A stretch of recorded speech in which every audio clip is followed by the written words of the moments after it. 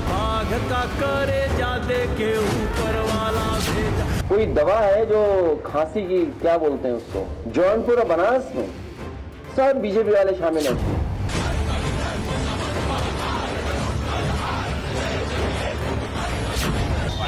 बनारस प्रधानमंत्री का संसदीय क्षेत्र है और पूरी तरीके से यहाँ पर ये जहर का सामान बेचा जाए।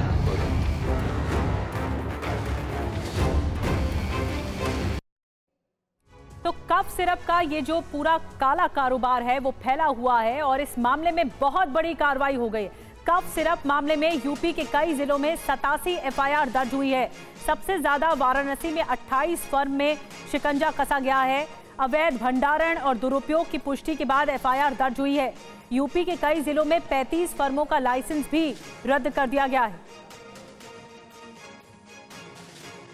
तो जैसा कि हम आपको जानकारी दे रहे हैं, अवैध भंडारण दुरुपयोग की पुष्टि के बाद एफआईआर दर्ज हुई है और उसके बाद अब कई जिलों में छापेमारी की कार्रवाई हो रही है। थोड़े में ज्यादा स्वाद, यही तो है इसकी खास बात। वाओ मामा, क्या स्वाद है। अरे मेरे राजा, 35 फर्मों का लाइसेंस भी रद्द कर दिया गया है। कफ सिरप का ये जो अवैध कारोबार है, अब यूपी सरकार सख्त हो गई है। और आइए अब आपको जानकारी देते हैं किन किन जिलों में कितनी एफआईआर दर्ज हुई है। 87 एफआईआर दर्ज हुई है वाराणसी में। 28 से आपको बता दें कि 35 फर्म पर शिकंजा कसा गया है। जौनपुर में 12 फर्म पर शिकंजा कसा गया है। कानपुर की बात करें तो यहाँ पर 8 जगहों पर कार्रवाई हुई है। लखनऊ की बात करें तो यहाँ पर 3 जगह पर कार्रवाई हुई है। अन्य जिले भी हैं यूपी के 36 जहाँ पर कार्रवाई हो रही है।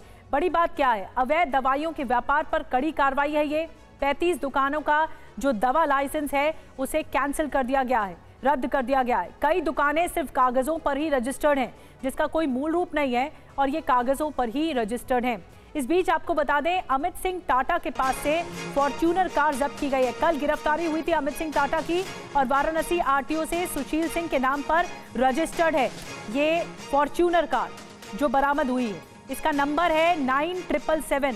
बाहुबली धनंजय सिंह के काफिले की गाड़ियों का भी नंबर 9777 है। अमित सिंह और धनंजय सिंह की एक साथ कई तस्वीरें सामने आ चुकी थी, जो हम आपको तस्वीरें दिखा भी रहे हैं टीवी स्क्रीन पर, और ये काफी ज्यादा सवाल खड़े करती हैं। अब जो फॉर्च्यूनर कार बरामद की गई है उसके नंबर की सीरीज भी आ गई है 9777। अमित सिंह टाटा कर रहा था ब्लॉक प्रमुख बनने की तैयारी और इस पूरी बात का भंडाफोड़ हो गया। अब इसके ठिकानों पर कई जगह छापेमारी भी चल रही है। अब आपको बाहुबली धनंजय सिंह और नशे के इस कारोबार के मास्टरमाइंड जो शुभम जायसवाल है, जो फरार बताया जाता है, उसका एक वीडियो दिखाने जा रहे हैं जिसमें धनंजय सिंह खुद शुभम जायसवाल की तारीफ कर रहा है, उसे अपना भाई बता रहा है। आपका समर्थन जो है क्या ये सही है? अमित हमारे छोटे भाई, वो समर्थन है। अरे छोटे भाई हैं, इसके बाद भी आप सवाल कर रहे हैं कि बड़ा, इसका मतलब है। और जो शुभम जायसवाल फरार बताया जा रहा है उसके घर पहुंच गई है TV9 भारतवर्ष की टीम। वाराणसी के बादशाह बाग में ये घर मौजूद है। आलीशान मकान है शुभम जायसवाल का। पुलिस की दबिश के बाद शुभम और उसके पिता फरार बताए जा रहे हैं। शुभम जायसवाल के घर में सिर्फ कुछ नौकर इस वक्त मौजूद हैं। शुभम जायसवाल के आलिशान मकान की तस्वीरें मैं आपको दिखाना चाहूँगा।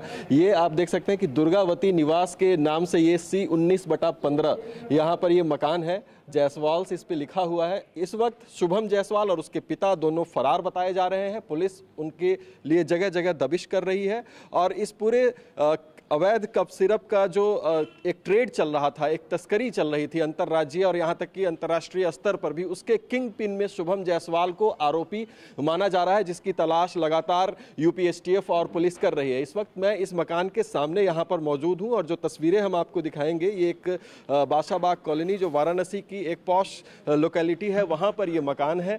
और मकान जिस तरीके से बनाया गया है उसको आप बिल्कुल तस्वीरें ही देखकर जान सकते हैं कि ये आलीशान मकान है। इसमें जगह जगह पर सीसीटीवी कैमरे और तमाम जो मॉडर्न फैसिलिटीज़ होती हैं वो इसमें मौजूद हैं। लेकिन ये मकान जिस व्यक्ति का है वो पिता और पुत्र दोनों इस वक्त पुलिस की गिरफ्त से बाहर हैं, फरार बताए जा रहे हैं। और जो कफ सिरप का अवैध नशे का कारोबार चल रहा था देश के कई राज्यों में और यहाँ तक कि नेपाल बांग्लादेश तक उसके मुख्य आरोपी जो है वो शुभम जायसवाल माने जा रहे हैं। तो शुभम जायसवाल का जो ठिकाना था वहां से आपने अभिजीत की रिपोर्ट देखी। आप संवाददाता अभिजीत ठाकुर मास्टरमाइंड शुभम जायसवाल की उस दुकान पर जा पहुंचे जहां से उसने अपना कारोबार शुरू किया था। आपको दिखाते हैं अभिजीत ठाकुर की एक और रिपोर्ट।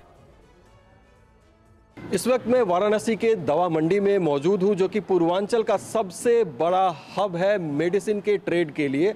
और वहां पर शुभम जायसवाल की एक मेडिसिन की दुकान होती थी, दवाइयों की दुकान होती थी, वृद्धि फर्मा करके, जो कि अभी भी मौजूद है। सामने हम आपको तस्वीरें दिखाते हैं। ये बोर्ड देखिए, न्यू वृद्धि फर्मा के नाम से।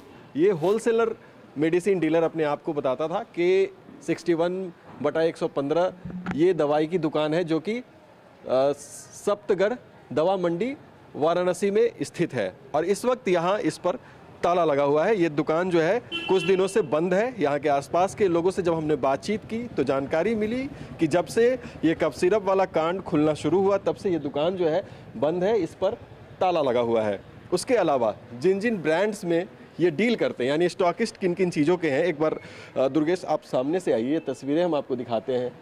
इन्होंने स्टॉकिस्ट किन किन चीज़ों के हैं उसमें इन्होंने मेंशन किया है Aristo pharmaceuticals, Abbott health care, Abbott India limited और उसके अलावा तमाम नाम। और ये दोनों नाम इसलिए मैं खासकर आपको दिखाना चाहूँगा क्योंकि इन्हीं के ब्रांड के जो कफ सिरप थे उसकी डीलिंग, अवैध तस्करी करता था शुभम जायसवाल। और करोड़ों करोड़ के कफ सिरप की शीशियाँ उसने न केवल बिहार के अलग अलग राज्यों में बल्कि नेपाल और बांग्लादेश भी अवैध तरीके से पहुंचाए और उससे करोड़ों रुपए की कमाई की। ये दवाई दुकान केवल एक मुखौटा था जो कि चलाया जा रहा था। हमने आसपास के लोगों से बातचीत की, उन्होंने बताया कि शुभम जायसवाल खुद इस दुकान पर 2 से 4 बार उन्हें दिखा होगा। 2 साल पहले ये नई दुकान खोली गई। इससे पहले दवा मंडी में ही पीछे एक पुरानी दुकान होती थी और यहाँ पर ज़्यादातर स्टाफ या फिर उसके पिता बैठते थे। दवा मंडी में बैठकर, जो कि दवाइयों के कारोबार का पूरा हब है, वहाँ पर 125 से ज़्यादा फर्म को उसने दवाइयाँ बेची और वो भी सिर्फ कागज़ों पर, असल में नहीं। और वहाँ से सप्लाई होती थी अवैध तरीके से, कहाँ, ट्रकों में भरकर नशे के काम के लिए अलग अलग राज्यों में और यहाँ तक कि नेपाल और बांग्लादेश तक। और अभिजीत हमारे साथ इस वक्त लाइव हमारे साथ जुड़ रहे हैं। अभिजीत, आपने वो दुकान भी दिखाई जो वो शुभम जायसवाल की रही, आपने वो ठिकाना भी दिखाया जहां पर वो रहता था। इस पूरे मामले पर तफ्तीश चल रही है, लेकिन शुभम जायसवाल के बारे में अब तक क्या की इनपुट्स मिल पाए हैं?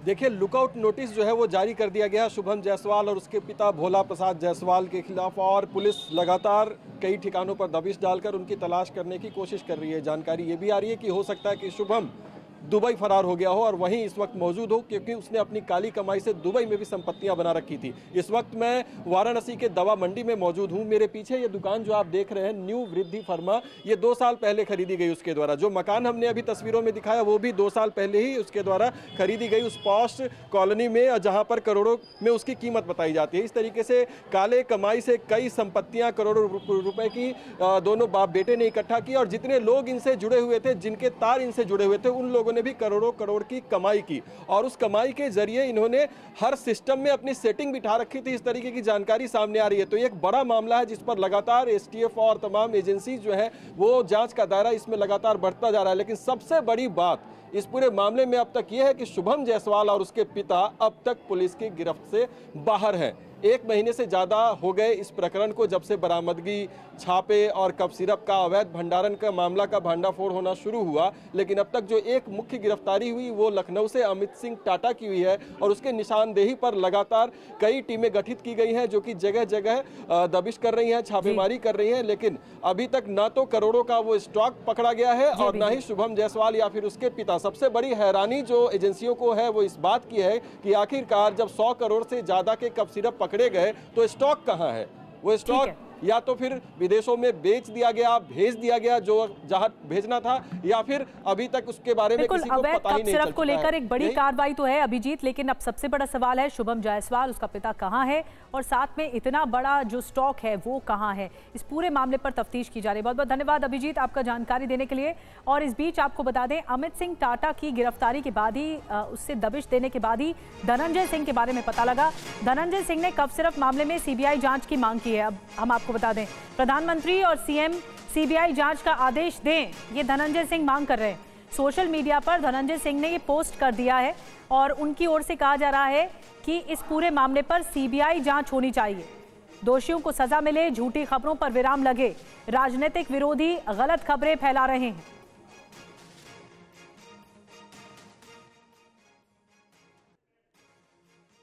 और कांग्रेस, आपको बता दें, कांग्रेस के यूपी प्रदेश अध्यक्ष अजय राय ने यह आरोप लगाया है कि कफ सिरप के मुख्य आरोपी शुभम जायसवाल को सत्ता से संरक्षण मिल रहा है। और वहीं अखिलेश यादव के मुताबिक कफ सिरप मामले में बीजेपी के बड़े बड़े नेता शामिल है। बहुत बड़ा आरोप लगाया है, सुनिए क्या कह रहे हैं। कोई दवा है जो खांसी की, क्या बोलते हैं उसको, हाँ वो जौनपुर और बनारस में चल रहा था मामला, जौनपुर और बनारस में सब बीजेपी वाले शामिल है उसमें। बड़े पैमाने पे जो खांसी की दवा का नशे के लिए दूसरी प्रदेश में जा रही थी, उसमें सब बीजेपी के लोग थे शामिल। आप पता करवाइए कितने बड़े बड़े लोग शामिल हैं। कफ सिरप लगातार चल रहा है प्रकरण, और ये बनारस प्रधानमंत्री का संसदीय क्षेत्र है और पूरी तरीके से यहाँ पर ये जहर का सामान बेचा जा रहा है। ये पूरी तरीके से मैं समझता हूं कि सरकार के द्वारा पूरी कूट रचित किया जा रहा है, लोगों को बचाया जा रहा है। और इसका जो मेन मास्टरमाइंड है वो नरेश मोहन, जो ड्रग लाइसेंस का अथॉरिटी करने वाला था, वो पूरे इस कफ सिरप जितने जो रैकेट है उसका मास्टरमाइंड सबसे प्रमुख आदमी है, जिसने इस पूरे रैकेट को संचालन किया, जो यहाँ का हेड था, और वो ट्रांसफर करा के बाहर चला गया।